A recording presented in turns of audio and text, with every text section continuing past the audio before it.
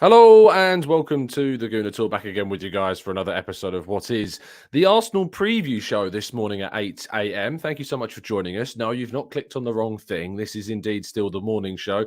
Reason why we're doing the preview show is two reasons. One, didn't have time to do it yesterday, was the first reason. Secondly, there's not loads going on in the world of Arsenal. And so instead of just force feeding you half an hour of Arsenal news content and really digging to the bottom of the barrel for stuff, I thought, why not just do the preview show this morning in its slightly different format? We will still, of course, do a Q&A section at the end of the preview show as well. But as is with our preview shows, I mean, particularly people that tune in for those either in the western part of the world, because it's much easier for them time-wise. If you live in the eastern part of the world, sometimes it's harder to listen to our evening shows here in the UK. So it's a nice little switch around for those that live in different time zones. Speaking of which, when we do our preview shows, we like to get members on from our Discord server. This morning is no different. I'm very happy to be joined, as expected, because it's a very good time for him over in Perth. It's Mike. How you doing, Mike? You good, you well?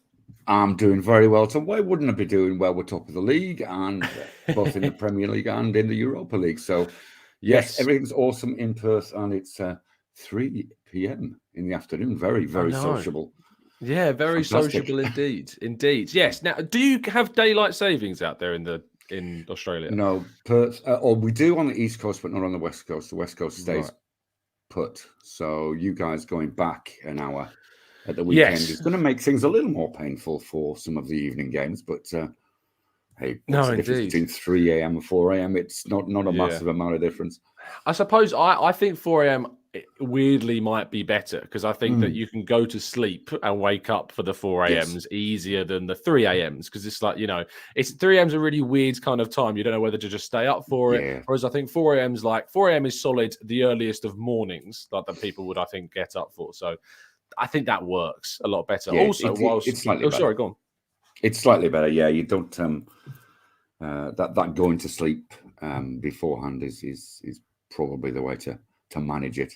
Absolutely. Good morning, everybody joining us in the chat box. It is morning, evening for Peter, as it is soon for Mike, and those of you tuning in from the East as well. Fantastic stuff. Good morning to Aidan and David and Tony and Dave and Lynn. Good morning, everybody. Hope you're doing good and well. The clocks, as I said, do go back in the UK tomorrow. So the 8 a.m. show, if you don't experience daylight savings, will be an hour later for you, is how I've now officially worked it out. I had so many comments telling me how I need to remember this, which is basically spring forwards, fall back is the way that you remember this. So I've read your comments. I'm now in the know about the different terminology to use to help us remember what it is. So yes, tomorrow's show, if you don't experience daylight savings, will be an hour later. But of course, just check what time it is in the UK.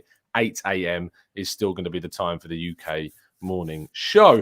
Let's get on with this morning's. As always, do go check out our latest prize. It is a signed Martin Odegaard and Emile Smith-Rowe signed custom framed Arsenal shirts, all in one frame for you to win. Link to that competition is down in the description. The competition ends on Thursday of next week, so make sure you get your tickets before they run out. Nottingham Forest is the opponent, Mike. Just beaten Liverpool in the Premier League. Many would say that it was, whilst a very kind of battling win, they didn't play particularly well, and maybe the result kind of significantly flatters what the performance was from them, and Liverpool were very unfortunate not to come out of the win. However, does that give you any kind of sense of perspective of what challenge Arsenal face tomorrow? Look, any game in the Premier League has its challenges. There is no easy game, I guess, but this one you would look at and you would say, despite what happened last weekend, I think we should go into this game with confidence, with a belief that really this is one we should be winning, and winning easily. And I think that's probably really quite important in terms of team morale and fan morale, of course. We need a big win on the board just to calm everybody down a little bit. I think it's that's how it should be. They're a team that I think with Arsenal, when we've gone to Nottingham Forest, in the cup competitions in recent years, it's not been the greatest of places. Yes, we've been able to win there. I think Lucas Perez, I remember scoring a goal at Nottingham Forest in a cup competition. I think, was it Xhaka that scored like one from long range, potentially, I think, in a cup competition. But in other games, I've been up there when we lost 3-1. Per Mertesacker, I remember, I think that was his final game for Arsenal, it turned out to be, because he got injured so early on in the season that he wasn't able to come back.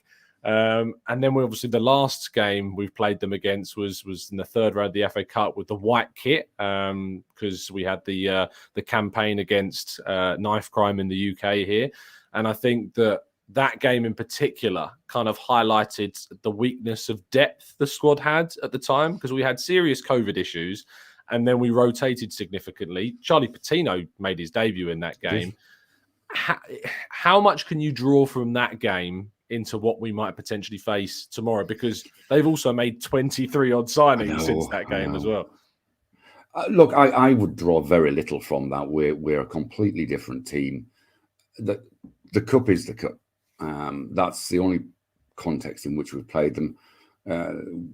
We would always play a second or not a first team or first 11 in that competition. Also, we are a different Arsenal. There's no doubt about it. I mean, despite our wobbles over the last week or so, I don't think there's any doubt that where we are now is a completely different place to where we were when we played them in the cup last year. And I'm sure they've still got Arteta's words ringing in the ear from last year, looking at the documentary. It wasn't exactly complimentary from memory.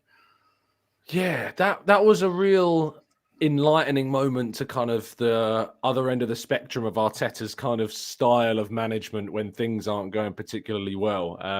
The famous "when I lose a duel" quote came from that moment, of course, as well. The slamming of the kit carrier as well. Yeah, it was clearly a game that he was fuming about. Nuno Tavares, of course, substituted early in that game for Kieran Tierney, who didn't particularly improve things either.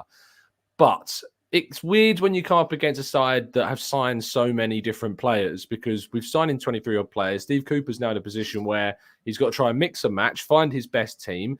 You've got the striker Aniobi, or Yobi. I always pronounce his name incorrectly.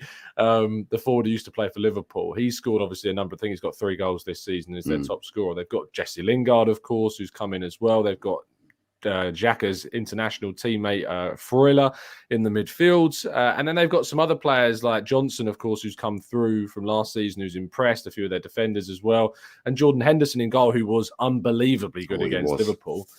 Do you expect these players to be threats, or should we have enough to nullify it? We should have enough. I agree. Henderson had an absolute blinder last week. I mean, it could have been 3 or 4-1 to Liverpool if he wasn't on his game. And that worries me in terms of our recent performances and how good he has been over the last couple, because they've had 2 clean sheets now, last 2 games. So he's obviously on top of his game at the moment. You've got to think that Steve Stone, who is a good manager, has started to get... Steve Stone's one of our listeners. sorry, Steve Cooper and Steve Stone. So you've got to think that he's starting to get this team as he would like it. There's some evidence of them gelling to some degree, even if the results up until the last couple of games haven't shown that. But so they're a team to take seriously. But I think if we stick an early goal past Henderson, that's it. We just go on from there. Indeed. Let's go and look at the lineups that we've gone for. You've gone for a very strong side. There's a couple of things to discuss. First things first, for those listening on audio platforms, Mike's 11 is Ramsdale, White, Saliba, Tomiyasu at left centre-back, Tierney, Partey, Xhaka, Ødegaard, Saka, Jesus and Martinelli. Talk me through the Tommy selection with this one. Yeah, it was just the reports that that Gabriel was limping down the tunnel on Thursday. Obviously, we don't know the extent of that injury. And of course, they slap ice packs on, even for the smallest of knocks. So it could be as it was with Saka last week, just a kick on a calf and all is well. But I have, with it only being a couple of days ago, I have assumed that he's possibly a bench starter because of that. If he hadn't, I would probably keep that. If he was available, I'd probably keep that back 4 and just flick out Tommy for Gabriel and leave Tierney on the left. But Tomiyasu obviously plays there for the Japanese international team. national team. Sorry.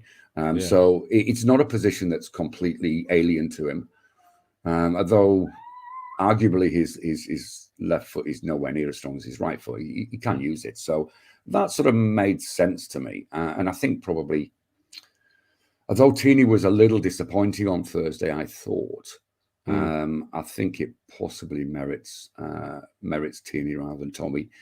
I don't think that Forest have got the aerial threat that Southampton had to the same degree, which would, and also obviously there's not a Mo Salah on that side either. So I would probably plump for Tierney on the left side, and then Tommy replacing Gabriel if he's not fit and available. The other thing I think with that team is, as well as the front three being a three that's important, I think it's becoming increasingly obvious, and you referenced this in the article that you wrote subsequent to Vieira, is that the three we have on either flank appears to be increasingly important in terms of our output.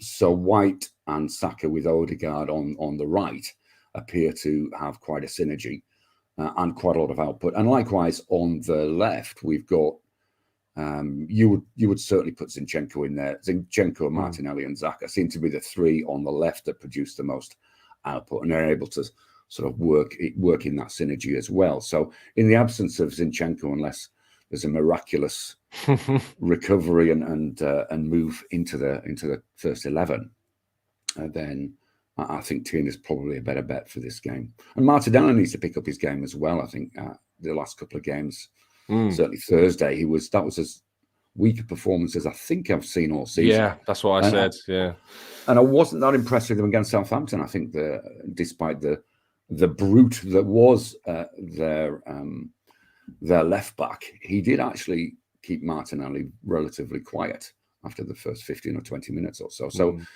I'd like to see Martinelli step up his game a little bit, as with quite a few people, to be honest. Yeah, absolutely. And I mean, when you look at a team like this, you think that it should quite easily have enough strength and quality to be able to beat a Nottingham Forest side that are, I think, still bottom of the table so far this season. I think that we are in a position where we need to take these opportunities. We need to use them as best we can to kind of bring other players into form as well. Gabriel Jesus, I think, is another one of those that could really use with a goal, because I think Martinelli could really do a bit of a confidence boost too. The team they used against Liverpool was interesting because they used Nico Williams at left back. I know Renan Lodi was coming back from an injury, and he did come on in the second half. So I'd imagine potentially Lodi would start and Nico Williams would return to right back over Serge Aurier. But you look at the rest of that side, Gibbs White, Awoniyowi, I'm so sorry, the striker. That was terrible. I can't help you, Tom. I can't help you. Freuler, Kouyaté, Lingard, and Yates. You've got and McKenna and Cook at centre back and Dean Henderson in goal. You think that it would be a walk in the park for this Arsenal side at home, but it's going to be most interesting, I think, to see how we react after a couple of really low performances and especially a defeat against PSV. I have gone for Gabriel. There's been no indication that he is injured or that he will miss the game. There's been no information come out that says that is going to be the case. Mikel Arteta, his press, he did media ahead of the game against Forest after the PSV game that is expected to go out tonight around 10:30. So you should be able to read those quotes. But on team news, I've personally heard nothing to suggest that Gabriel is going to be out, but that doesn't mean that he is. I saw Dave asked in the chat, what's the word on Zinchenko? Again, there's still no update on him at all. No update whatsoever as to when he's coming back. We still don't know. He's always in contention, says Arteta. I went for White, for this one as kind of a star performer potentially. I think that, he was really missed on Thursday, not having him in that right back role. Tomiyasu wasn't able to support Fabio Vieira in the same kind of way.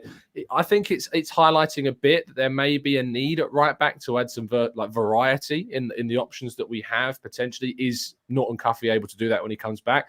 I'm not sure. He's doing very well at Rotherham. He's improving all the time at Rotherham, playing in the Championship this season. But whether he's the guy to come in next season is going to be a very, very big ask, especially for a side potentially playing Champions League football. I think the rest of the side just picks itself, though, at this stage. You know, if Zinchenko's not there, I think Tierney has to come in.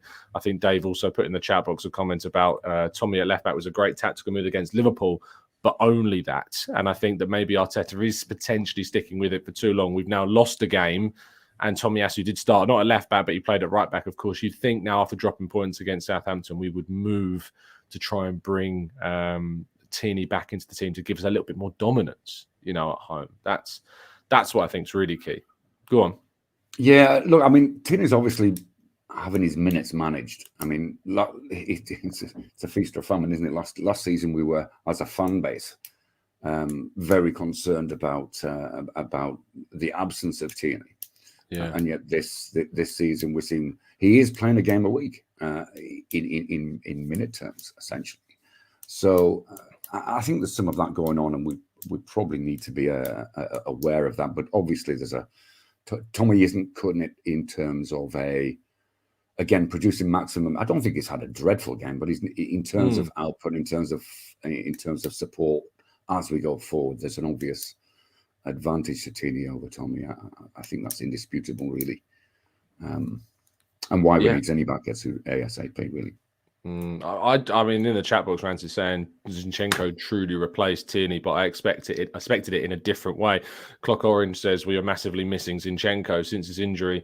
We've lost our attacking threat. He just adds so much, you know, to when we build up play on the left-hand side, the way he supports them, his positioning, his combination play with Martinelli and Xhaka. Xhaka in particular, I think those two link up so well on that left-hand side. And Tierney's just a different style of fullback. He's not worse in terms of quality, I think, than Zinchenko, but stylistically, the way in which his puzzle piece fits into what Arteta wants, it doesn't quite seamlessly fit into the kind of what we're trying to build, I think, under Arteta. And it's unsurprising, of course, that Tierney wasn't an Arteta signing. It's been one of those that have survived from the Unai Emery era into this new Mikel Arteta era. And I think that's evidence that we obviously wanted to sign someone, and we've done that with Zinchenko, but his injury record. I mean, are you concerned now, like with Zinchenko's injuries? Is it something that worries you, or are you going to wait till after the World Cup to see if they persist?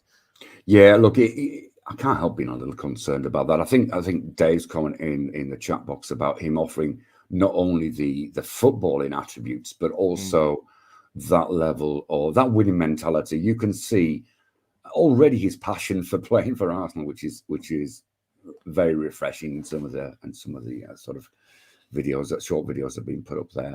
But he offers that.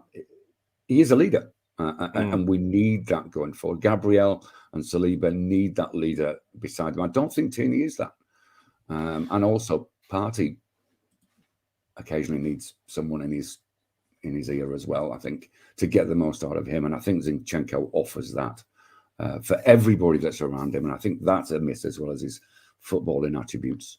Absolutely. It's not just Zinchenko as well. You know, Smith Rowe, I think we've missed massively in this first half of the campaign. El Neni's depth in the midfield, I think, has been crucial as well. Like, we could have potentially used Lokonga and El Neni instead of having to play Xhaka in every single game. And I think that Lokonga would have then played in that Xhaka role. And I think he's missed out on some valuable development in a position that I think suits Lokonga more. So that's a real big shame as well. Now, of course, Mike Giant joins us all the way from Australia. And if any of you were ever to go and travel to Australia and you weren't able to watch Arsenal play, potentially because your broadcasting app isn't working, I've got a solution for you, because you can check out NordVPN. Why are you laughing, Mike? That's exceptional. It just gets better and better, mate.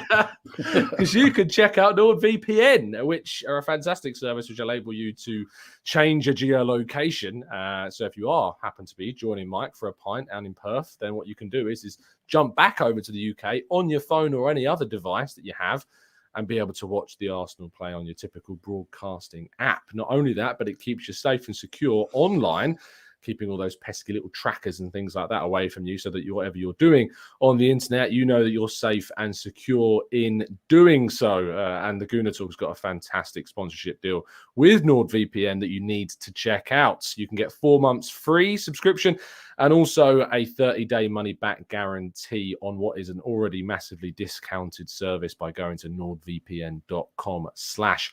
Gooner, make sure that you check it out. It's definitely worth it. And I've listened to plenty of our listeners say that they already use NordVPN, especially. So make sure you're checking it out. Anyway, we are going to tackle your questions in the chat box and go to some predictions as well. But first, we're going to, as it is the morning show, go to your questions. So after this short break, we'll be back.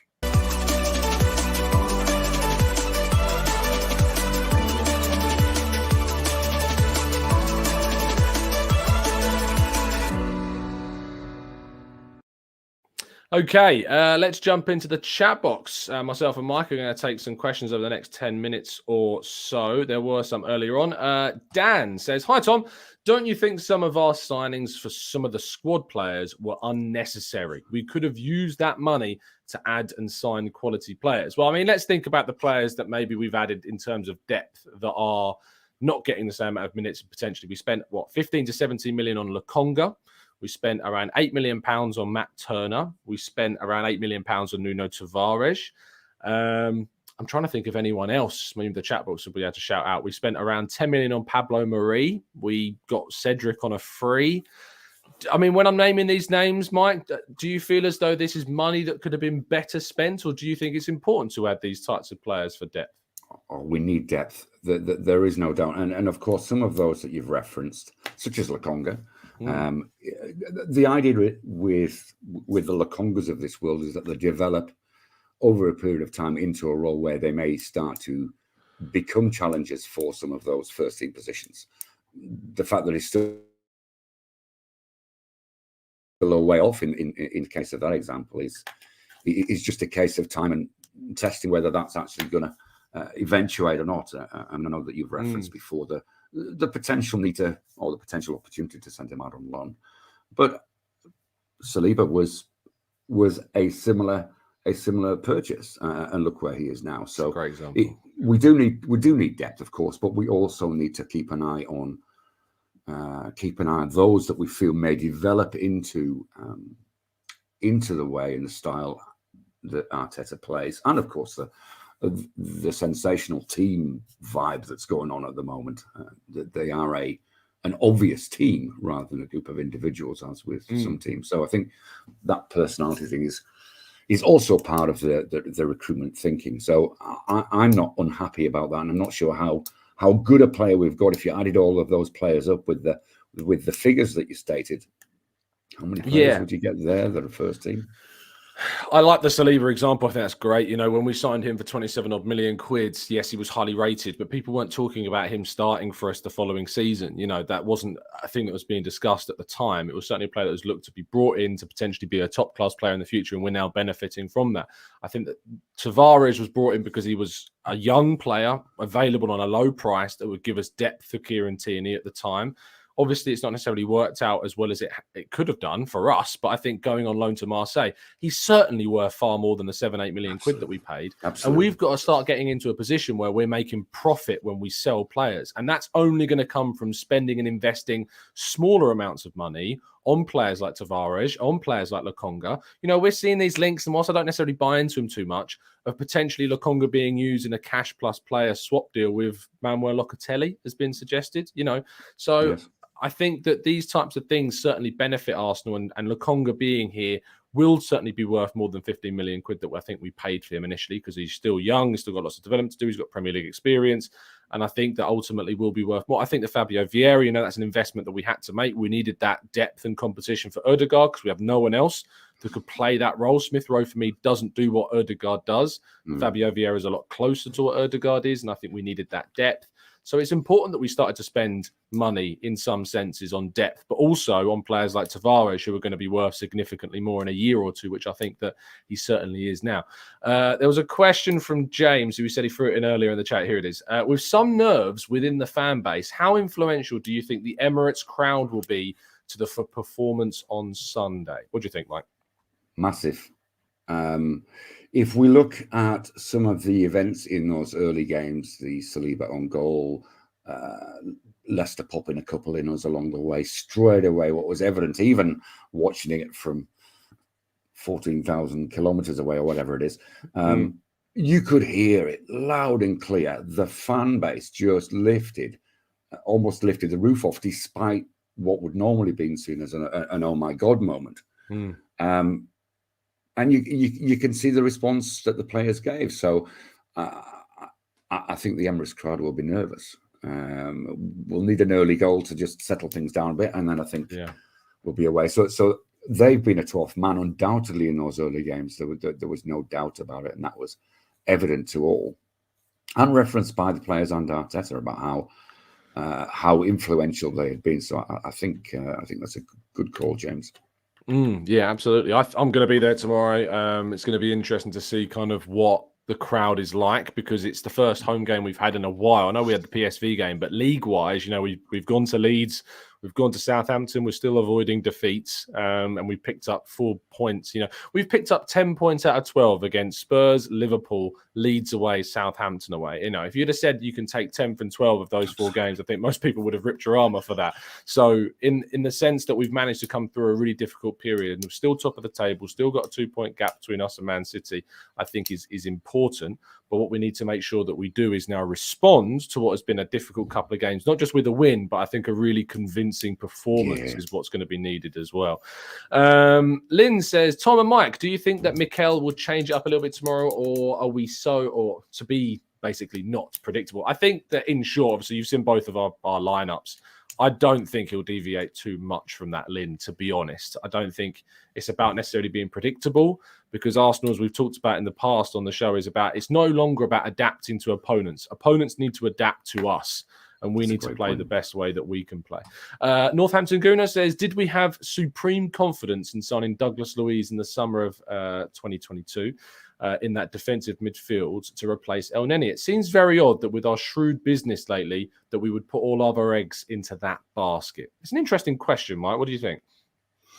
It was the timing, really, of it all. I think that was really a big part of that. The El Neni injury, I think, dropped 2 or 3 days before the transfer window closed. So as you've spoken about before, there was a need to pivot pretty rapidly from potentially looking at another wide forward to looking at replacing that cover.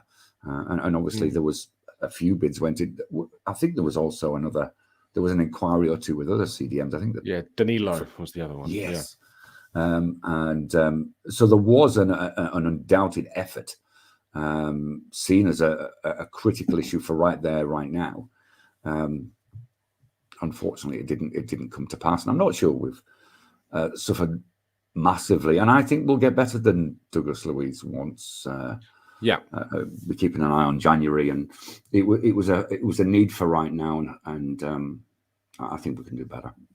Yeah, there is part of me that is relieved that we didn't sign Douglas Luiz, and that might seem strange, but there's part of me that thinks that if we were going to spend 20+ million pounds on a midfielder like Luiz to be effectively the Neni replacement, I'd wanted them to be a 6, and I just don't see Douglas Luiz as a 6. I see him as an 8 playing 6, and I'd rather have a 6 who can also play 8. I think that's the combination that Arsenal need to look to. I think Danilo falls better into that category than what Douglas Luiz does. I think there are other players out there that also fall better into that category than what Douglas Luiz does. 25 million pounds, I think they were mad to turn down, but they have, of course, managed to sign him up to a brand new contract. So you could argue, for instance, that maybe they've made the right choice to benefit them. But I am glad that deal did not come to fruition.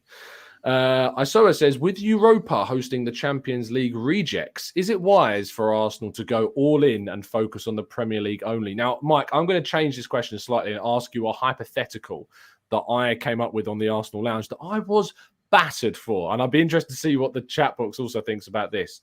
So here's your hypothetical.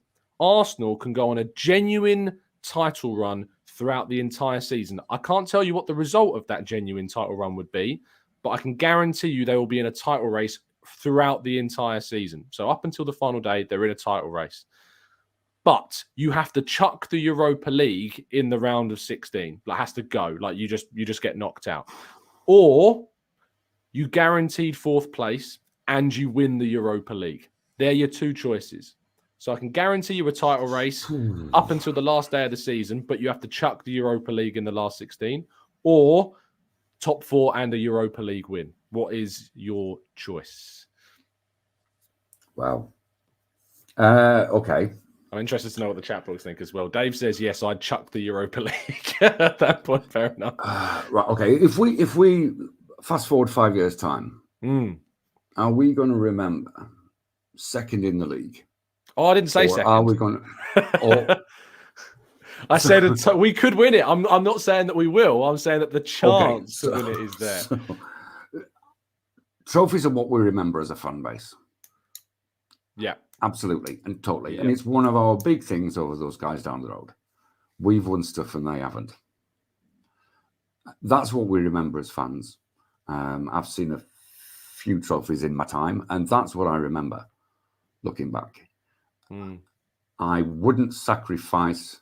So if it was, do we threaten top four at the expense of going with the Europa League, then I would probably focus our energies on the top four. But in terms of a title race, when this is way, way beyond our expectations, I would rather ensure we got the top four and take the trophy. Yeah, I think that's. I don't blame you for making that choice. Yeah, and you're certainly not alone in that choice either. I'm seeing Carl says chuck it. Steve says Premier League placing is more important. Tudor's going for the title race. Lynn says I'd go for Tom's prediction as you have 2 bites at the cherry. Boyce says that he would agree with you and go for 4th and a trophy. Reggie says as well 4th in Europa League. I want the Europa League trophy. Wayne says top 4 in Europa League because you said you can't guarantee that we end up with the Premier League win. So we got to win the trophy. So yeah. Northampton Gooner says, interesting. Title race guarantees top 4 anyway, but a European trophy would be nice to see. Matt G says, I'm taking the Europa League. Trophies. Rancid also agrees and says 4th in the Europa League. And James said, I would risk it until the quarters of the semis and guarantee himself a title challenge up until the final day of the season at least. It is important to point out that means you could win it. It's not saying we finish second, but it goes down to that final day and Arsenal can still win the title. Or ideally, of course, we go grab another 2 or 3 signings in January and we win both. Sure we know both. Yeah, if only it was so easy. If you're listening on catch up, do leave a comment down below as to what you would choose and why. We're going to go to score predictions for Forest now. So chat box, your time to start throwing those score lines in there. Mike, scoreline and scorers, please. 3-1 Arsenal. We seem to have troubles keeping a clean sheet at home. And I would rather we did that and bagged a hatful. So I think that's the way we'll go out. I'm going for Jesus to score 2. And I'd really like to see Martinelli get 1. But I fancy Odegaard getting 1 just to kill the Odegaard the Odegaard outers, yeah. The critics, the haters. Yeah, indeed. Absolutely. Chat box, Dave says 2-0 Arsenal. Gabenga says 3-0 Arsenal. Vishal says 2-0 Arsenal. James going for a 5-0. Jesus hat-trick, Odegaard and Gabriel on the score sheet. Northampton Gooner says 3-1 Arsenal. 2 for Jesus, 1 for Martinelli. Rant is going for a 1-0. I'm going to go for a 3-0 Arsenal win. I'd love to see them just absolutely batter them and have a great performance and it all be happy and fun again, and the sun shining on the Emirates would be nice. Apparently it's meant to be 21 degrees here in the UK in October today, which I find mad. So hopefully it is going to be a nice day tomorrow in October, at the end of October, nearly November. Crazy global warming going on here. But yeah, hopefully it shines on a very positive day for Arsenal. I'm going to go for scorers will be Jesus to get 1. Ben White to grab his first Arsenal goal. I don't think he scored for Arsenal yet. I think that's going to become the TGT prediction is a Ben White goal. It used to be Coquelin Screamer from range, sort of used to be. So yeah, Ben White goal and another one for Mr. Granit Xhaka. It would be quite nice to see as well. Let's see what else the chat box is saying. Arasilki's going for a 3-1. Lynn says 2-1 to the Arsenal. And Jesus and Lingard to get on the score sheet with Xhaka. Boyce going for a 2-0. Steve going for a 3-1. Jesus, Saka, Xhaka. Jeff says 4-0, sorry. Ben Nix says 2-1. Aditya says, I would love a 6-0, but 3-0 is a welcome scoreline. Matt G says 4-0 Jesus with 2 Xhaka and Odegaard. Bashka says 4-0. And Paul says 4-1. I'll continue to start throwing up these predictions as we wrap up the show. Mike, thank you so much for your time, my friend. Really appreciate you jumping on. I know it's been much easier for you over there in Perth with the time zone. Much appreciated. Thank you for that. And tell people they can find you and what you're going to be up to. Thanks very much again, Tom. It's always a pleasure and a privilege to be here. Thanks for all the kind comments and the welcome comments in the chat box along the way as well. That was awesome, guys. You'll see me in the Discord channel, and if you're not part of that, get to be part of that. And obviously, the details about how you can do that are in the description below. Yeah, I'm training well.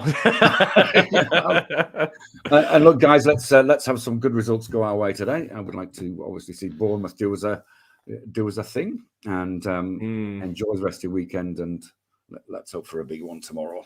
Absolutely. Yeah, the fixtures aren't falling very nicely for Arsenal this weekend. I don't think we're going to see Spurs and United and Liverpool and Chelsea all dropping points like last weekend.